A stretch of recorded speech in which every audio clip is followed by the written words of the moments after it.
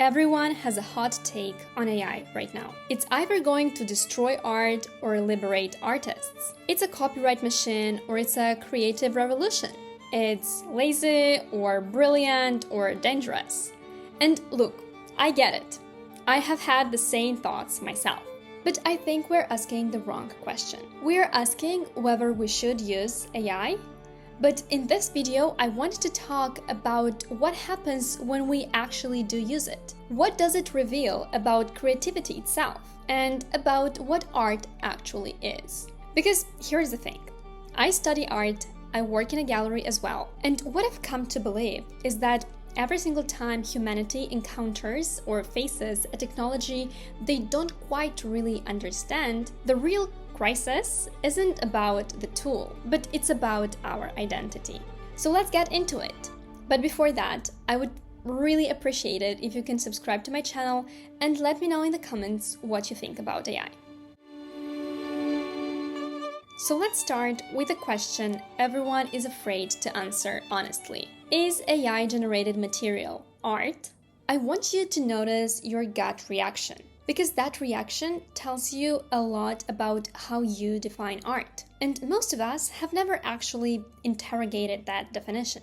So here's one way to think about it. Throughout art history, the definition of art was never stable. It has always been renegotiated. When Marcel Duchamp placed a factory-made urinal in a gallery in 1917 and called it a fountain, the art world lost its mind. This was not made by hand, it was not technically skilled, it was not beautiful. How this is art? And yet, a century later, it is one of the most studied objects in art history. Because what Duchamp was doing was asking, what is art if not intention, if not meaning, if not the choice to say? This perspective matters. Let's look at it differently. Fast forward to the 1970s, a British painter named Cohen abandoned his conventional practice and spent the rest of his life building a program he called Aaron. Aaron was, in very many ways, the first AI art system. Cohen taught it rules, gave it visual knowledge, and coded his own understanding of composition and form into code. And then Aaron made thousands of drawings. Now, here is a question Cohen was asking his whole life. Was Aaron the artist, or was he the one? He compared it to the relationship between Renaissance artists and their studio assistants. The apprentices who mixed the pigments, stretched the canvases, and sometimes filled in the backgrounds. We still call those paintings Raphael's or Titian's because the vision and the intention was theirs. Cohen thought the same is true about Aaron. The program was his collaborator, not his replacement. And the Whitney Museum in New York did an entire retrospective exhibition about his work in 2024, with the main question being, who is the author? I don't think there is a clean answer to that, but I do think the frame tool versus artist is a false binary and has always been as such. Let me take you back to 1839, the year the daguerreotype was publicly announced in Paris. The artist Paul Delaroche allegedly declared, "From today, painting is dead." He was wrong, obviously, but the panic was real. Because photography could do something painters were still trying to master for centuries. It could capture the world perfectly, instantly, and mechanically without years of practice. So what actually happened? Painting didn't die, but it liberated itself. The Impressionists stopped recording reality as it is, and instead they started to ask what the feeling looks like. Photography forced art to evolve. It forced artists to ask themselves the question that they have been avoiding for a while. If the machine can reproduce what I do, what is it that only I can do and create? And honestly, I can see a pattern here. The printing press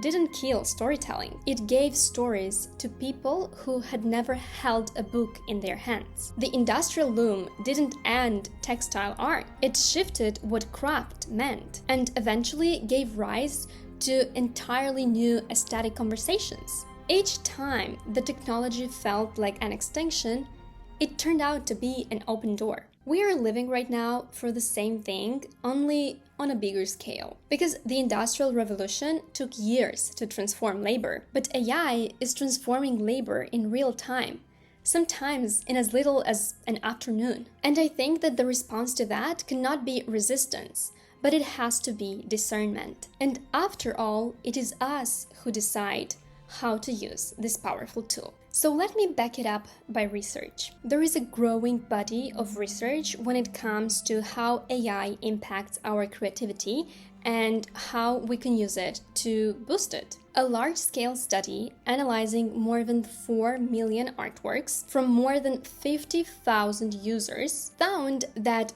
text-to-image AI-generated images enhance the human creative productivity by 25% and increases the perceived value of the work by 50%. But the key finding here is that artists who benefited the most were not the ones who were letting AI deal with the whole process. They were the ones who used AI to brainstorm and generate ideas and then choose how to use these ideas with their own judgment. That was the most important variable that made a very huge difference. There is another study out of Science Advances that put it bluntly: generative AI enhances individual creativity, but it reduces the collective diversity of creative output. In other words, if everyone uses the same tools with the same words, the cultural landscape gets narrower, not richer, because AI amplifies what you bring to it. If you bring nothing new,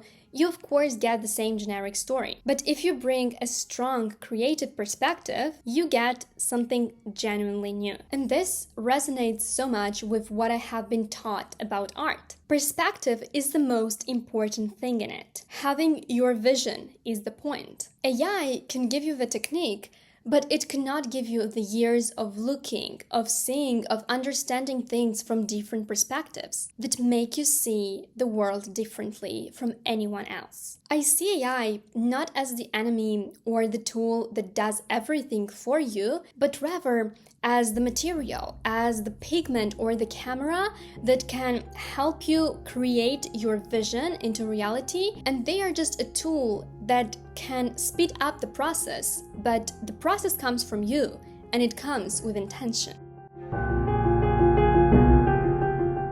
So now, I want to give you 3 examples that I find genuinely exciting. And they are somewhat changing the definition of what it means to make art and experience art. The first is Refik Anadol. He's a Turkish-American artist who describes data as his pigment. In 2022, he brought a work called Unsupervised at MoMA in New York, where an AI trained on MoMA's own collection generated a constantly shifting, living visualization in the atrium. It was like watching the entire history of modern art unfold as something genuinely new, made from the memory of everything that came before it. And right now, he is building the first ever museum dedicated entirely to AI art, called Dataland in Los Angeles. And by the way, the opening is in a couple of days, June 20th, so if you're in LA, maybe you should take a look. But what I find the most compelling about his work is his philosophy. He said he doesn't see AI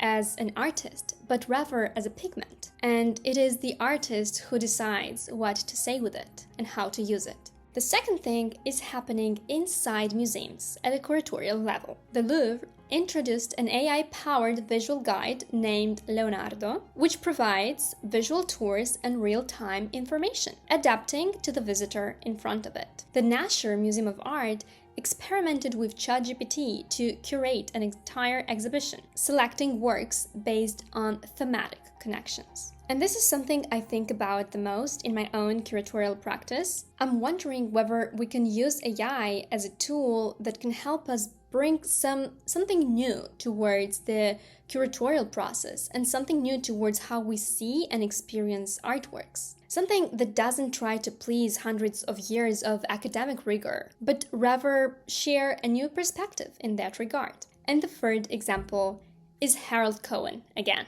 because he spent 40 years asking himself the same question: what is creativity, really? And the way he asked this question was by trying to build it, to put it into code, to break it down into rules and decision and logic, and then to watch what the machine did with those rules and ask himself, is that what I do? Is that what I am? There is never a full answer to that because he passed away in 2016, but I find it really beautiful because I think, and this is also how I want to use machines, to create a relationship to better understand myself. How can I explore my own depth better with a machine that can, see it more objectively than I can? So where does that leave us? I think that AI is doing to art what photography did to painting.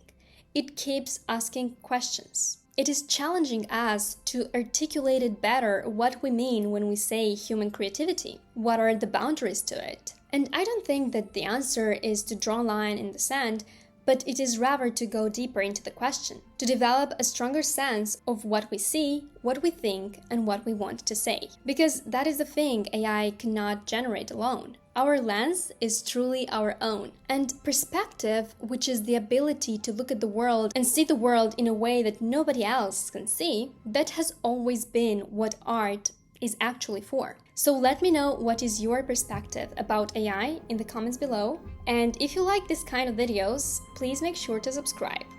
I will see you in my next video. Bye for now.